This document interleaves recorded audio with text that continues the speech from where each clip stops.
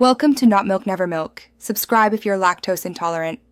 In this video, I will explain how to change a Honda Accord oil filter. Before you begin, it's crucial to gather all your necessary supplies. You'll need a new oil filter, the correct type and amount of engine oil, an oil filter wrench, a socket wrench, and a drain pan.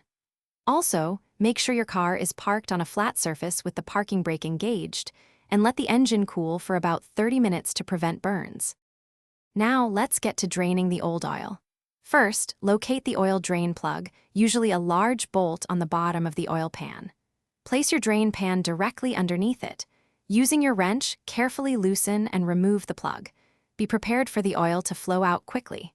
Let it drain completely, which might take several minutes, ensuring all the old, dirty oil is removed. With the old oil drained, it's time to replace the filter. Locate the old oil filter. It might be a bit tricky to reach. Use your oil filter wrench to loosen it, then carefully unscrew it by hand. Be ready for a small amount of oil to drip out. Before installing the new filter, apply a thin film of fresh oil to its rubber gasket. Then, hand tighten the new filter until it's snug, followed by an additional 1/4 turn. Finally, let's add the fresh oil and perform our final checks. Reinstall the oil drain plug securely, ideally with a new crush washer to prevent leaks.